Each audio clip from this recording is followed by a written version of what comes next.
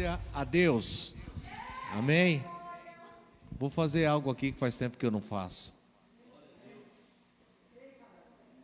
Vem para cá para me ver todo mundo. Aqui. Glória a Deus. Vem, Ri. Vem, Dan. Glória a Jesus. Amém? Escuta. Hoje é a última quinta-feira, né? De fevereiro. Nós havíamos dito aqui que nós começaríamos um trabalho nas últimas quintas-feiras do mês, não é isso? É hoje?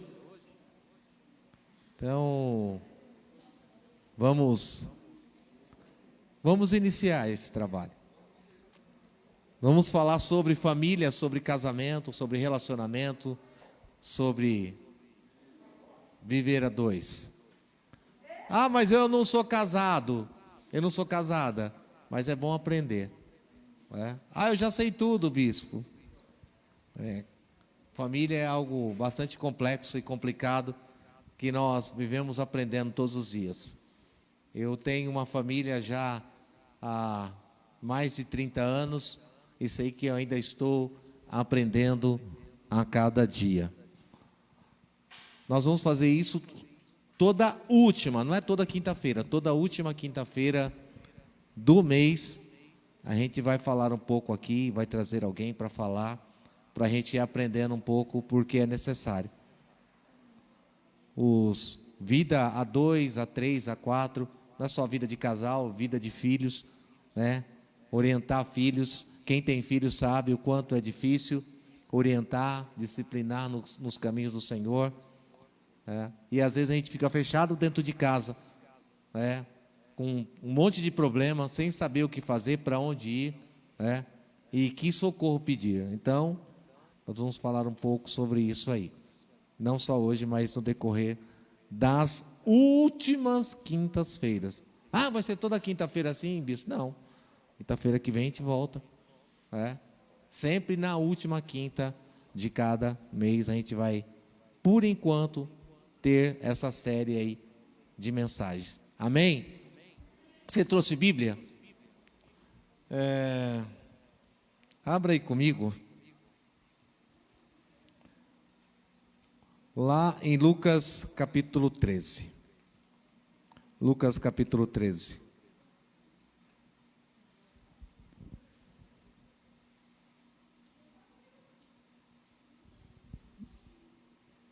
Lucas capítulo 13, versículo de número 6.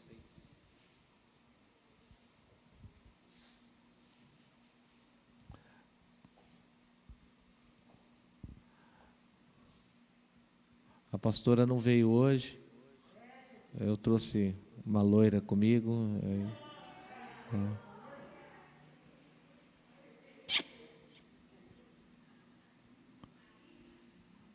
É bom, de vez em quando eu tenho uma loira, de vez em quando eu tenho uma morena, e eu vou revezando um pouco, porque depois de 30 anos, como eu falei aqui, é bênção. Achou Lucas 13? Versículo de número 6. Então, Jesus proferiu essa parábola. Certo homem tinha uma figueira plantada na sua vinha, e indo procurar nela fruto, não encontrou. Pelo que disse ao viticultor: há 3 anos eu venho procurar fruto nessa figueira e não acho. Corta, porque ocupa ainda a terra inutilmente. Ele, porém, respondeu: Senhor, deixa este ano até que eu a escave e a esterque, e se der fruto, ficará. Se não, depois mandará cortar. Amém? Glória a Deus. Tudo sobre família aqui, né? Bênção total. Glória a Deus, aleluia. O dono da vinha foi procurar fruto na árvore que estava plantada ali. E por 3 anos ele foi nessa vinha procurar e não encontrou nada. E ele chega para o agricultor, para o caseiro, para aquele que cuidava da vinha, e fala. E primeiro ele faz uma pergunta, né? Há 3 anos eu venho aqui e não acho. Primeiro ele determina que corte. E depois ele faz uma pergunta. Por que ela ocupa um espaço sem dar frutos?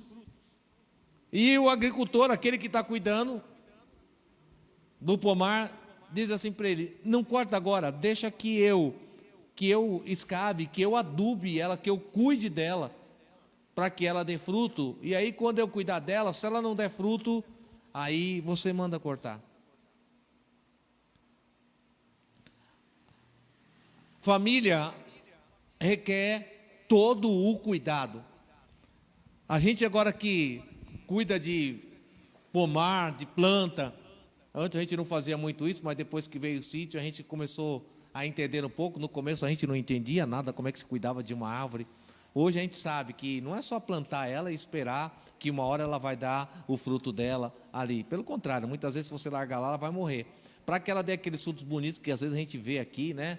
Esses dias o Rafael foi lá e estava arrancando uns pés de mandioca lá. Ele falou: pai, olha o tamanho da mandioca. Então, tudo aquilo precisa ter um certo cuidado, precisa regar, precisa adubar, de tempo em tempo, pelo menos uma vez por mês, você precisa colocar adubo naquela planta. Muitas vezes precisa cuidar das pragas, colocar muitas vezes algum tipo de fertilizante natural para que ela possa crescer ainda mais. Ou seja, a planta não cresce só se você largar ela ali. Talvez ela tenha crescimento, mas o problema é que ela não vai dar frutos. Muitas vezes a árvore até vai crescer ela vai, mas ela muitas vezes não vai dar fruto. E quando ela der fruto, se não houver o cuidado, ela vai dar um fruto minguado, um fruto mirrado. Viver em família, ter um casamento, um relacionamento, viver a dois, ter filhos abençoados, crescidos na presença do Senhor. Muitas vezes a família até dá certo, e ele vive junto com ela vive junto com ele, os filhos vão indo. Mas assim, o estágio de uma família, de um relacionamento, pode viver 3 estágios. Ou você vive pela graça, e pela graça é algo que eu não merecia, mas eu recebo, Deus dá, é vontade de Deus, e aí a nossa vida, a nossa família vive pela graça. Ou tem aqueles que vivem só pela misericórdia. Como é que está o casamento, irmão? Está só pela misericórdia, mas está indo, né? Está só pela misericórdia, está por um fio, está coisa parecida. Ou tem aqueles também, como é que está o seu casamento, como é que está a sua família? A minha família está uma bênção. Então assim, família, casamento, tem 3 etapas que nós podemos viver. Viver pela bênção, pela graça ou pela misericórdia. Então essa é a escolha. A gente precisa primeiro identificar dentro da nossa casa, dentro da nossa família, o que é isso que nós estamos vivendo. Tem gente que está vivendo só pela graça. Tem gente que está vivendo só pela misericórdia, mais um pouquinho e acaba a misericórdia. A Bíblia diz que a misericórdia do Senhor são as causas não sempre consumidos, e aí se acabar a misericórdia, acabou tudo. Mas tem aqueles que vivem a bênção. É necessário que a gente identifique isso. Não adianta a gente falar que a nossa família está uma bênção se nós estamos só pela misericórdia. Não adianta falar que está uma bênção se está só pela graça. Se não fosse Jesus, não tinha mais nada.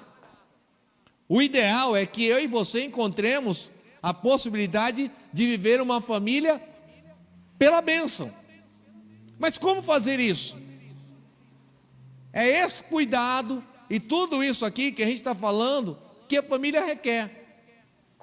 Às vezes a gente quer viver pela bênção, mas para viver pela bênção vai requerer de mim e de você que a gente tenha um certo esforço, que a gente coloque, contribua de uma certa maneira para a nossa família ser abençoada.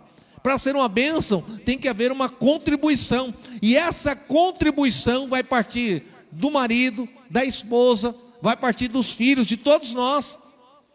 Às vezes o filho acha que a mãe, o pai não é uma bênção da maneira que ele queria, porque pai e mãe para filho, uma bênção é aquele que dá tudo, né? Que faz tudo, que libera tudo, aí é uma bênção. Mas aquele que regra, que impede, que impõe regras dentro de casa, esse na maioria das vezes não é uma bênção. Eu já fui jovem também e meu pai e minha mãe não eram uma bênção, porque não me dava, pai não me dava o PlayStation 5, não me dava nada disso, então eu muitas vezes Mas requer também de mim o quê? Um investimento. Casamento, relacionamento, homem e mulher, é um investimento. Se você quer que a sua esposa seja uma bênção, começa a adubar, começa a investir, começa a pôr, a investir de uma maneira mais direta. E não é um investimento, investir só quando você quer algo de volta, um retorno da outra parte. É fazer um investimento dia a dia, diariamente. É fazer na vida do seu esposo, da sua esposa, um depósito para que você tenha crédito. Porque às vezes eu vejo famílias, casais, e muitas vezes o filho só investe o investimento no pai e na mãe, aquela velha história, né? Oi pai, te amo, o que você quer? Dinheiro eu não tenho, né?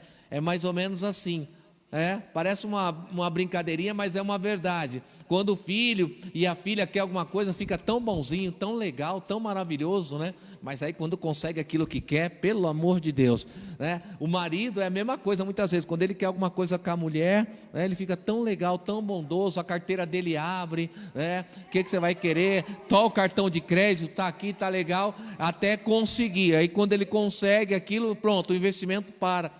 Mas não seria mais produtivo e mais proveitoso se você fizesse um investimento constante na vida do seu esposo, na vida da sua esposa, para ter um crédito com ele, com ela?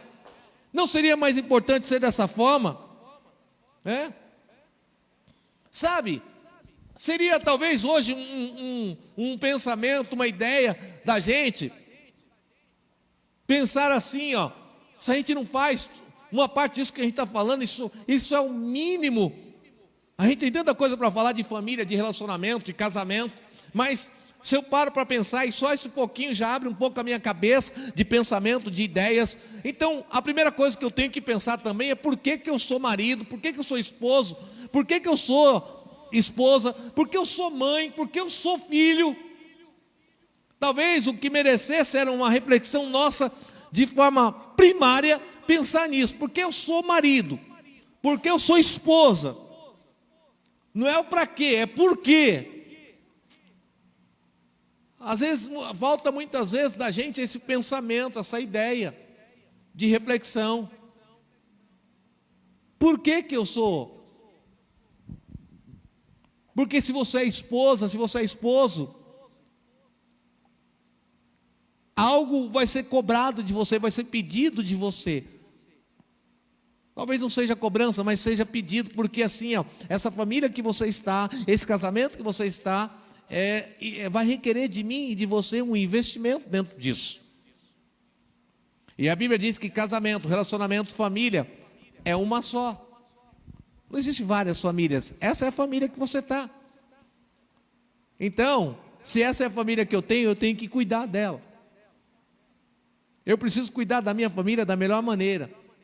Então, a cada dia, a cada momento, eu tenho que chegar lá e colocar um pouco de adubo naquilo, e cuidar, e regar, e não permitir que as pragas,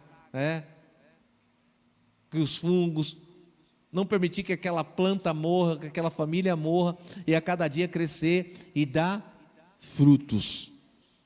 É muito importante que a gente entenda isso. Sabe? É bastante complexo quando a gente fala assim, porque família... Qual é o sinônimo da família? Família é sinônimo de amor. Sim ou não? A gente entende que se é para haver amor, vai haver dentro de uma família. Dentro da vida de um homem com uma mulher. E de pai e mãe com filhos. E vice-versa. Isso é sinônimo de amor. Mas o que é de fato amor? O que é de fato amor? E sabe, quando a gente vai olhar para a Bíblia assim, e o Senhor vai falar o que é amor. Se tem alguém que pode falar para mim e para você o que é amor, esse é Jesus. Jesus pode falar para mim e para você o que é amor. E assim, quando a gente fala de amor e a gente remete a Jesus, essa questão de amor, a gente tem que entender que Jesus é bem radical nessas questões de amor. Ele é radical com as coisas. Porque a gente diz assim, Deus é amor, é verdade? Sim, Deus é amor. Mas Jesus também é radical nessa questão. Acho que não existiu ninguém na terra tão radical como Jesus. Você vai ver que Jesus, quando ele vai falar assim, para ir para o céu só tem um caminho, só tem eu sou o caminho, não tem outro, é só eu mesmo. Não adianta procurar outra alternativa nem nada. Se tem alguém que é radical nessas coisas, porque quando a gente quer falar de amor, as pessoas buscam muitas vezes subjetivos e outras formas de amar de uma maneira, amar de outra. Eu te amo diferente, eu te gosto diferente. Não existe nada disso, só existe uma possibilidade de alguém amar um ao outro. Os jovens, depois dessas coisas aqui, não vão querer nem casar mais. Meu Deus do céu. E sabe, porque assim, hoje em dia a gente vê as pessoas falando de amor, e elas falam te amo com uma naturalidade tão grande. Só que elas amam hoje e amanhã já não amam mais. E falar de amor é uma coisa bem mais complexa. É uma coisa bem mais séria. É mais objetivo. Porque hoje as famílias, elas têm se dissolvido, elas têm se acabado numa velocidade tão grande. As pessoas têm desistido um do outro. E tem buscado outras famílias, montado outras famílias e tantas outras coisas.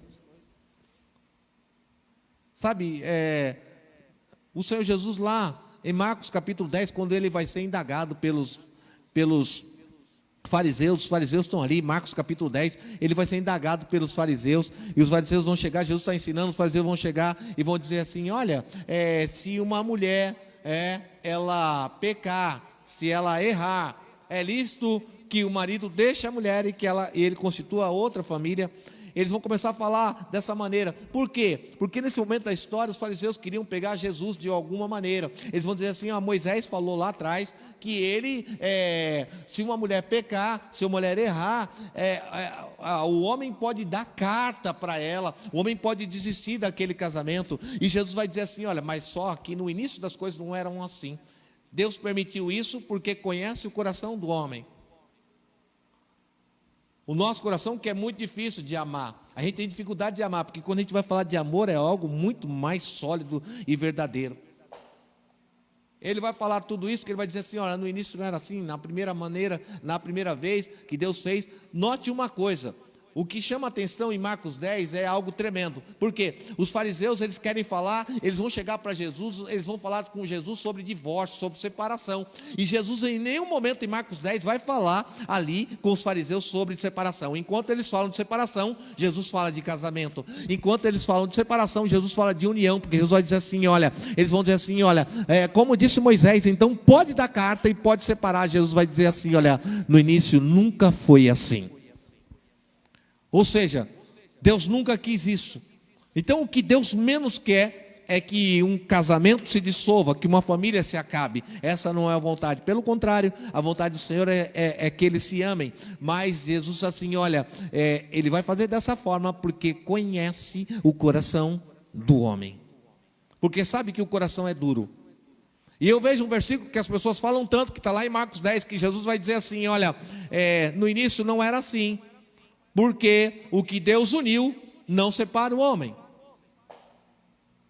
Amanda não vê a hora de ouvir esse versículo, né?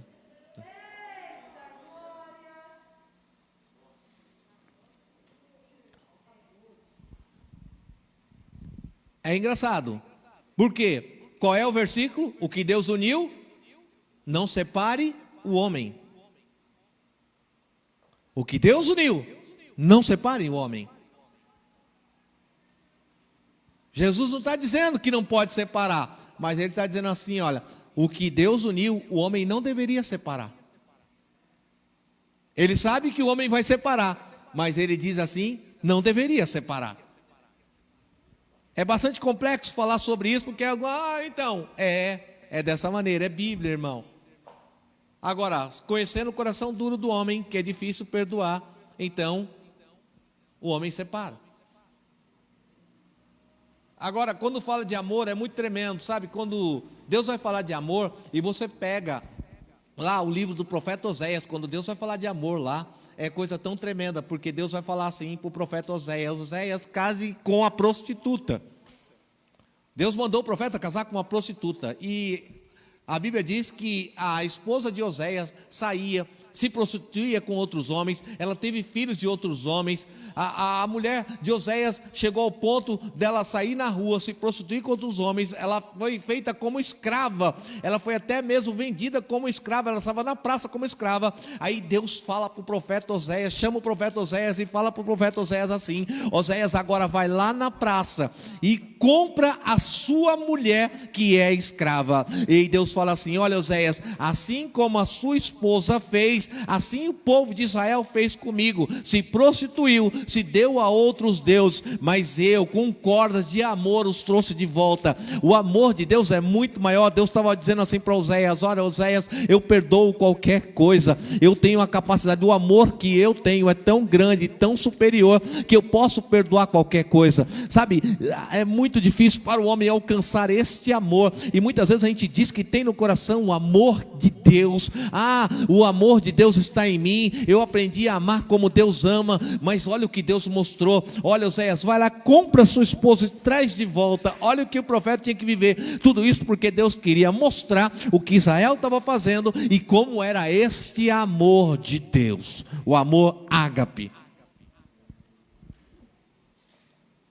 Viver entre duas pessoas é muito difícil. É assim, viver em família, amar os filhos, ter esse amor dentro da casa é muito complexo, mas Deus quer que a gente alcance isso. Você não precisa ser, bispo. Então, se for para viver como o profeta Oséias, fazer isso que Deus está mandando lá em Oséias, talvez a gente nunca alcance isso. Viu como é difícil? Mas Deus estava querendo dar só uma amostra de como é grande o amor dele. Por mais que a gente se prostitua, que a gente erre, que a gente peque, que a gente saia, vá lá para fora, a gente esqueça de Deus e tem até outros deuses, Ele é Deus Todo-Poderoso para nos chamar de volta, nos abraçar e dizer: te amo. Às vezes a gente tem visto as pessoas, os casamentos, os relacionamentos se acabarem por tão pouco. Não precisa chegar nesse estágio para um casamento acabar. Sabe, Paulo vai falar lá em 1 Coríntios 7, que alguns relacionamentos, alguns casamentos. Vamos lá em 1 Coríntios 7. Senão eu estou falando aqui, você vai achar que eu estou falando de mim e que não é Bíblia. Vamos lá.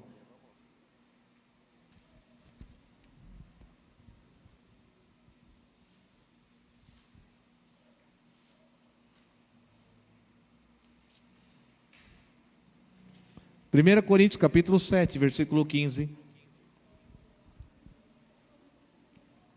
O povo aqui, a igreja de Corinto, aqui em 1 Coríntios 7, estava se separando, homem separando de mulher, por qualquer motivo e por qualquer situação, as famílias estavam se acabando aqui em 1 Coríntios 7. É por isso que Paulo vai falar com esse povo dessa maneira. E Paulo fala assim em 1 Coríntios 7, versículo 15: mas se o descrente se apartar, aparte nesse caso o irmão ou a irmã, e não está sujeito à servidão, Deus o chamou para a paz.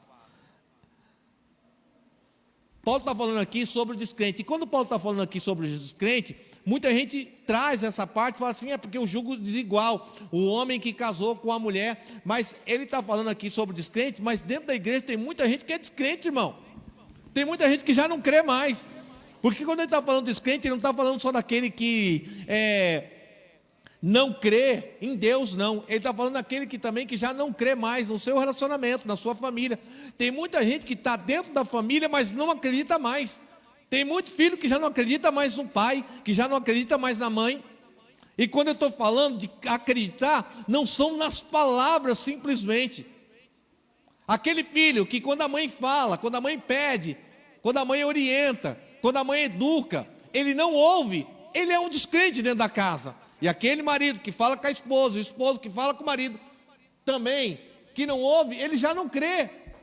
Ele já não crê mais no princípio da família. Porque falar com o esposo e falar com o marido é algo complicado e difícil.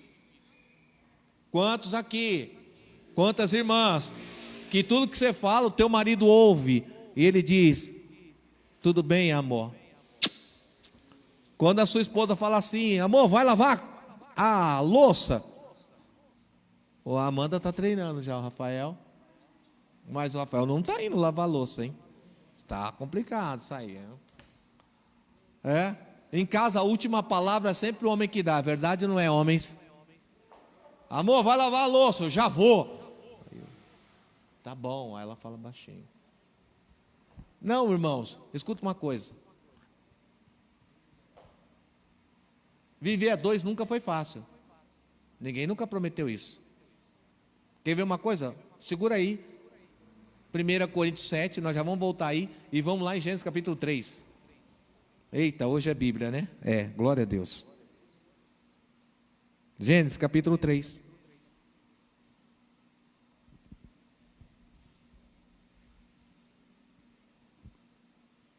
Quem achou, diga amém. Quem não achou, que nem eu, estou procurando. Eu estou voltando aqui, que a minha Bíblia tem coisa demais aqui, irmão. Gênesis capítulo 3, Jesus vai falar aqui sobre a queda do homem e da mulher. Deus vai falar sobre a queda do homem e da mulher aqui. E o que me chama a atenção é que o Senhor vai falar assim, lá no versículo 15, Gênesis capítulo 3, versículo 15, e porém inimizade entre ti e a mulher, e entre a tua descendência e o seu descendente, entre este te ferirá a cabeça e tu lhe ferirás o calcanhar. A mulher, ele disse, multiplicarei grandemente a dor da tua gestação, em dor darás à luz a filho, e o teu desejo será para o teu marido, e ele te dominará. Às vezes as pessoas olham para esse versículo aqui, o teu desejo será sobre o teu marido, ele te dominará. Tem gente que acha que o Senhor está falando aqui, olha, você vai querer o seu marido e ele não vai nem saber. Mas na verdade, o que Deus está querendo dizer aqui é sobre essa questão de relacionamento entre o homem e a mulher. Porque a maior dificuldade dentro de um casamento e dentro da vida a dois é o quê? É o consenso. Porque muitas vezes nem sempre o que eu quero ela quer e nem sempre o que eu quero ele quer. A maior dificuldade é o consenso. E apesar do homem ser o homem da casa, isso aqui na verdade, por conta do pecado e do erro de Adão e Eva, Deus está colocando essa maldição sobre os casais. Porque eles viviam em harmonia, a harmonia era total, e agora Deus vai falar assim, por conta do pecado, o teu desejo será sobre o teu marido, mas ele vai dominar. É verdade que hoje tem muito homem que é dominado pela mulher, mas biblicamente não é assim. Mas o que a gente quer falar não é nem de domínio, porque essa questão não é de domínio, a questão é de conflito. Porque muitas vezes, mesmo, eu conheço maridos que muitas vezes ele não fala nada em casa para não causar conflito, para não causar confusão. Aí ele não fala nada, ele fica quieto. Tem mulher também que não fala nada para não causar confusão. Mas é bíblico, desde aqui de trás, Deus falou assim, olha, vai ter problema. Por conta do erro, do pecado de Adão e Eva, vai ter problema. Você vai ter os seus desejos, mas o seu marido vai dominar. Vai haver conflito. Deus já estava deixando claro aqui que haveria conflito no meio do relacionamento. O teu desejo será para o teu marido, mas ele vai se impor. E poucos são mesmo os relacionamentos que você consegue enxergar uma harmonia entre eles. Mas voltando lá para 1 Coríntios capítulo 7, ele vai dizer assim, Paulo vai dizer assim, olha, se você casar com o descrente, e o descrente te abandonar, você vai ter carta de liberação. Ou seja, se uma parte for embora, você vai estar liberada. Você vai estar liberado. Se um deixar o outro está liberado. Mas vem para mim, a gente pode fazer uma reflexão sobre isso que Paulo está falando aqui em 1 Coríntios 7 e imaginar assim. Tem muita gente que está dentro de casa, mas já foi, verdade ou não? Tem gente que está dentro de casa, mas já foi faz tempo. Porque existem relacionamentos que as pessoas só vivem dentro do mesmo teto. Só moram debaixo do mesmo teto. Tem filhos que moram dentro de casa, mas que já foram faz tempo. Que já não tem mais o convívio, já não tem mais o vínculo com o pai e com a mãe. Tem casais que já não tem com o vínculo entre marido e mulher já faz tempo. E o que dizer então dessas pessoas? Isso tudo porque muita gente diz assim, olha, seu casamento muitas vezes não está dando certo, mas você tem que viver a dois, né? Mas um marido que bate na mulher, aquele marido já não foi faz tempo? O que você acha? Aquela mulher que apanha todo dia, aquele marido foi faz tempo, sim ou não? Aquele marido que chega em casa todo dia drogado, e você já cansou, você vive há anos, e ele vive todo dia chegando drogado, embriagado, bebida e tantas outras coisas, ele chega, já nem te nota, já nem te percebe, e dia após dia, mês após mês, ano após ano, esse marido já foi faz tempo, sim ou não? Ele abandonou a família faz tempo ou não? Aquele marido que chega todo dia bêbado, caindo, arrastado, 1 ano, 2 anos, 5 anos, 10 anos, ele já foi faz tempo? Sim ou não? Ele ainda está naquela família? Você acha que sim? Você acha que não?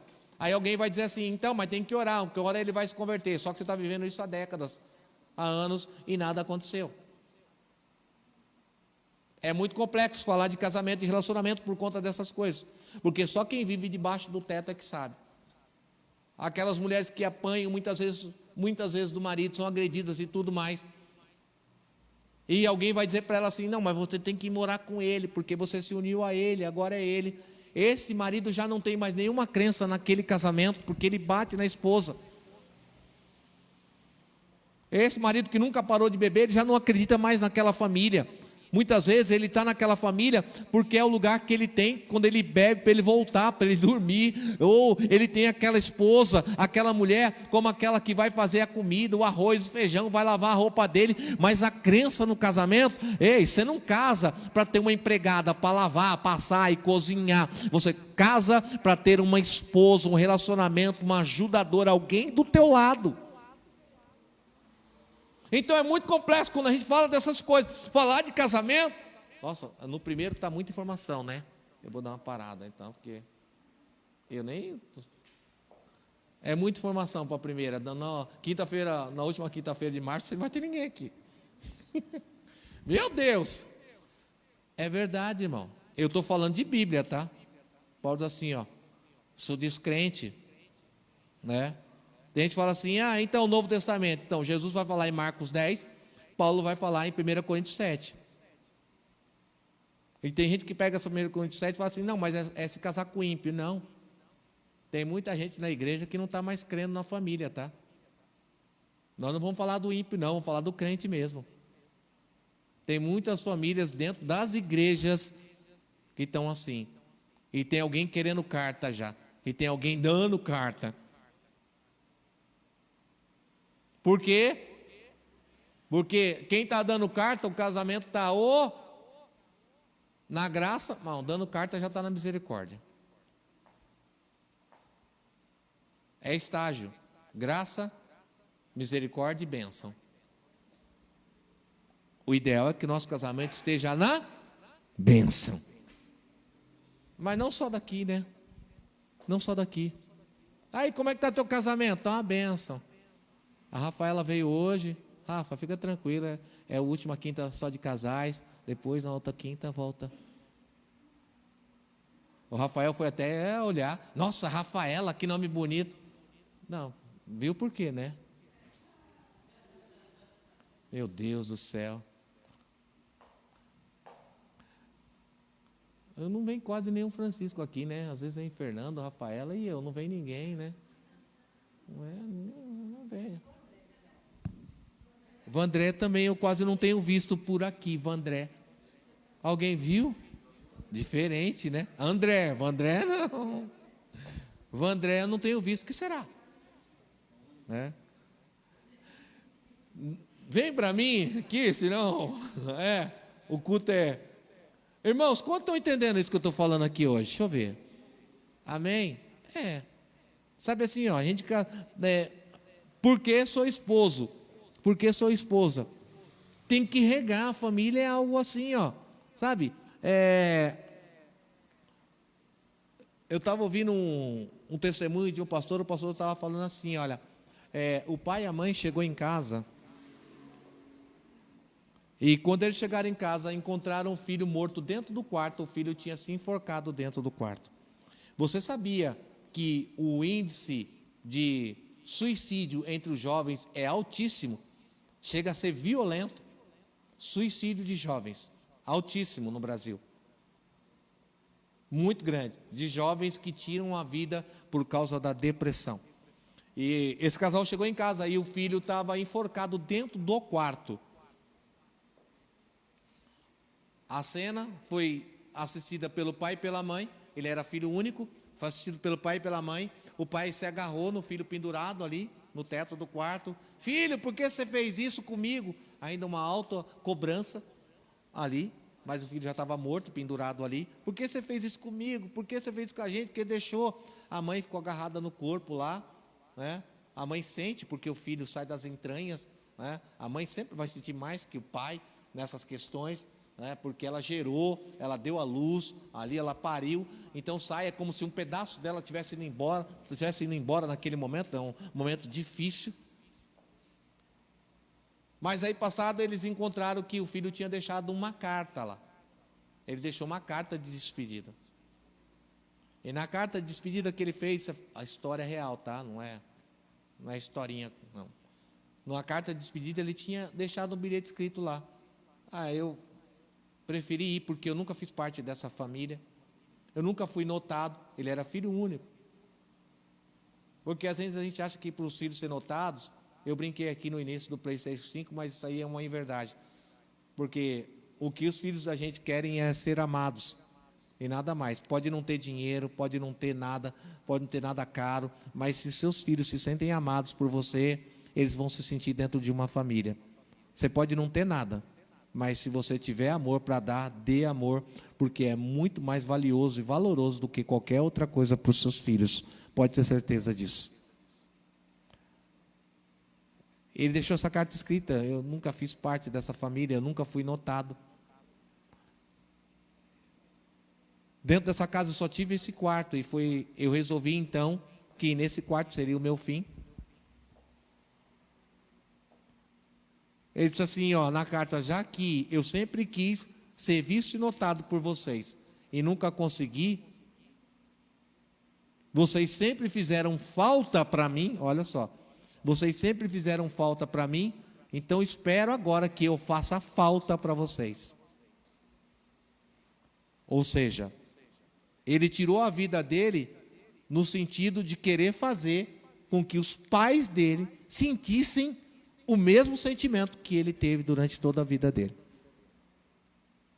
É como se ali, ele estivesse descontando o que ele viveu.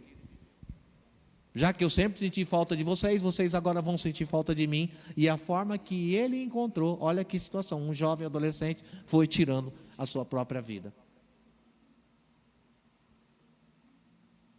Sabe, a família, ela precisa cada dia, uma gotinha, 2 gotinhas. O casamento, uma gota, 2 gotas, carinho, cuidado, poda, vamos podar, vamos cuidar, vamos regar, vamos adubar, porque senão vai cortar, senão vai cair, senão vai morrer, fato. Vamos orar. Vou parar aí. Senão, despejar muito não, senão aí ninguém vem mais. Quinta-feira que vem estou eu e a bispa aqui, ela prega para mim, eu prego para ela. Aí de casal hoje, meu Deus do céu. Entenderam, jovens? Começa a regar e adubar os seus pais. Não vai fazer como a gente vê aí, quando morre, pai, te amava. Oxe, fala agora que ama. Vai deixar para depois não. Fala agora. Demonstre carinho e amor agora pelos seus pais. Às vezes a gente quer carinho dos pais, Quer carinho. Mas a gente não dá carinho. Como vai ser isso? Como vai ser? Eu quero carinho dos meus filhos. Irmão, quer carinho? Dá carinho. Quer carinho da sua esposa, mas trata ela que nem um. Tá pronto o rango aí, mulher? Põe minha comida.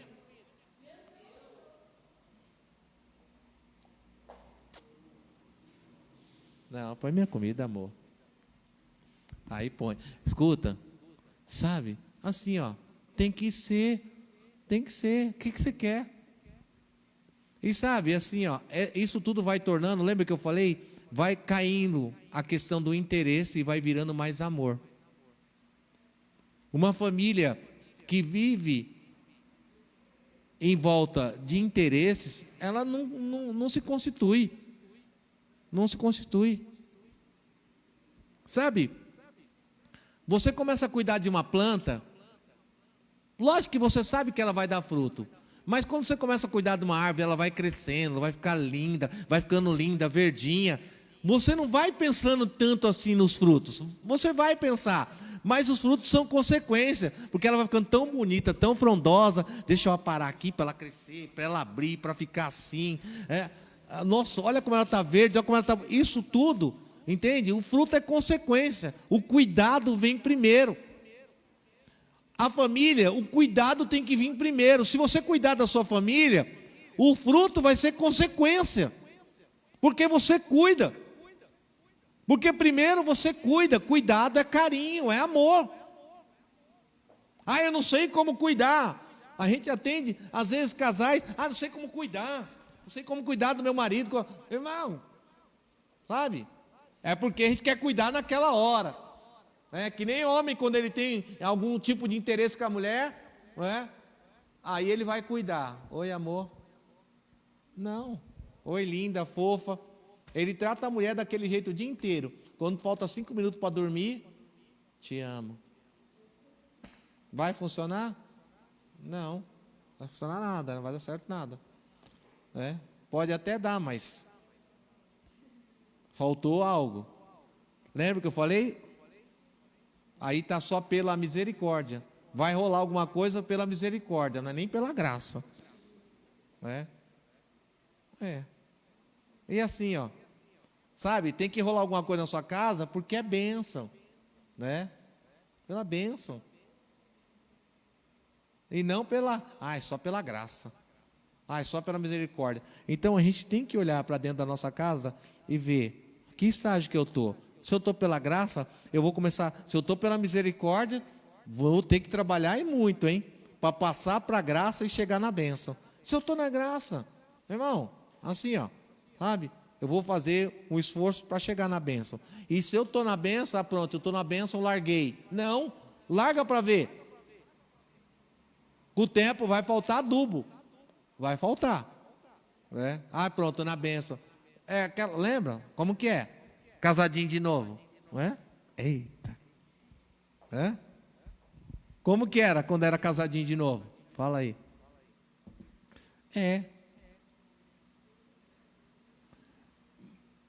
Fala para mim. É a mesma coisa agora? Muito difícil. Por quê? Porque quando a árvore está desse tamanho aqui, aí é assim. Uma colher de adubo, mas a árvore cresceu. É uma colher ainda? Se eu continuar colocando uma colher, vai dar? Não, negativo. Aí precisa agora de 1 quilo. Conforme vai passando, vai precisar de mais. Às vezes é só eu e ela, pronto. 2 solteiros, casados. Aí vem os filhos. Ixi. Bem, troca o neném. Aí tá lá, todo cagado, todo sujo. Amor, não sei trocar não, troca você. Precisa de mais. Mas os filhos vão crescendo. Aí, você tinha olhos só para a esposa, você tinha olhos só para sua esposa. Aí vem os filhos. Agora você tem que ter 2 olhos. Um olho no marido e outro no filho. Tem que olhar os 2. O marido tem que olhar os 2. Não dá. Em casa, às vezes eu falo, pai. Às vezes muda o disco, eu falo, glória a Deus. Mãe. Mamãe, papai. Nossa, meu Deus do céu. Sabe? Então, às vezes dá uma virada. Mas assim, você tem que ter. A família vai crescendo, requer mais. Requer. Isso faz parte. Se você continuar com aquele pouquinho, vai dar problema. Então, os jovens acho que vão pensar 2 vezes agora para casar. Mesmo assim ainda querem casar? Nossa, fique de pé.